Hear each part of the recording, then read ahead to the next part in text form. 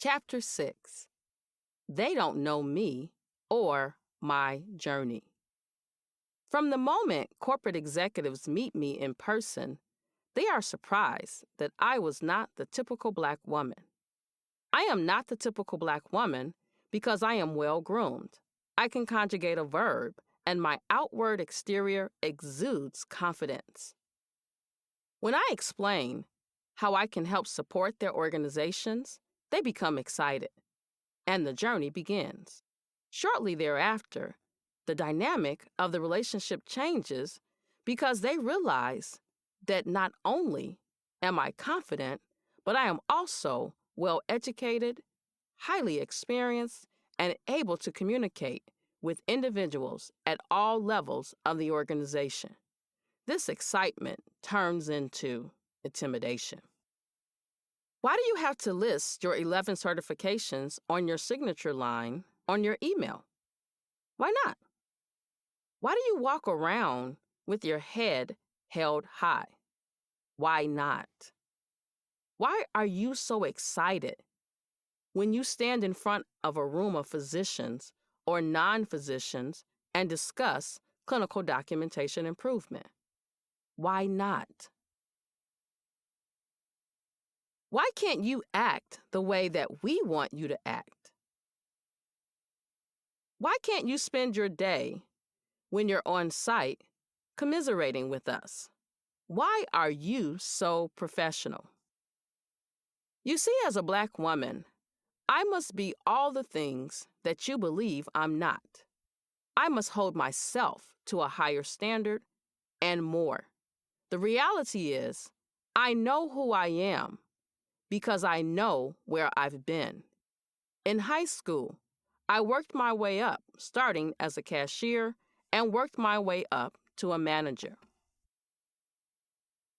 When I entered healthcare, I started as a medical assistant and worked my way up as a director at a hospital and now president and CEO of my own company.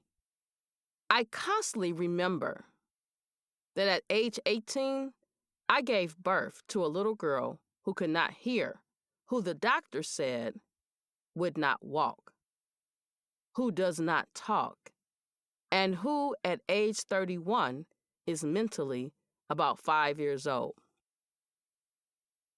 Here are the questions that I will answer in one statement.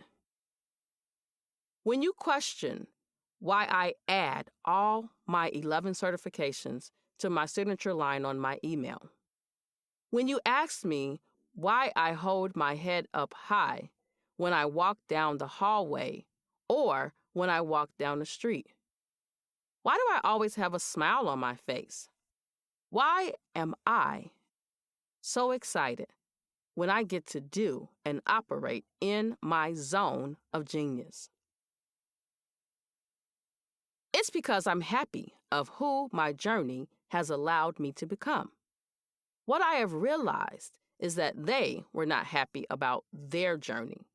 It's not my fault that they allowed themselves to become stagnant and focus on retirement. You see, anyone that knows me understands that I enjoy and love what I do because I have a career. I have a doctorate degree in healthcare administration. I have a master's degree in healthcare administration.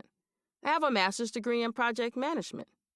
I have 11 certifications in a variety of areas, all related to healthcare, because I realize my zone of genius and I operate in my zone of genius.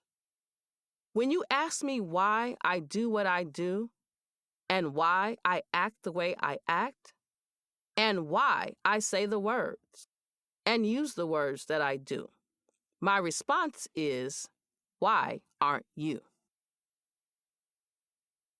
Let me be clear about something. This book is not about Black, white, or any other race. It's about growth. So I think it's time for me to give you some of the tools and some of the examples of techniques that I've had to use when I almost threw in the towel. Resilience, social skills, self-compassion, patience, goal setting, self-care. In the next chapters, you will discover how I navigated through life using the bullet points above. My shed the weight moments. Number 1. Education does not change how you feel about yourself. It gives you the courage and the wisdom to be able to complete what you started. Number 2.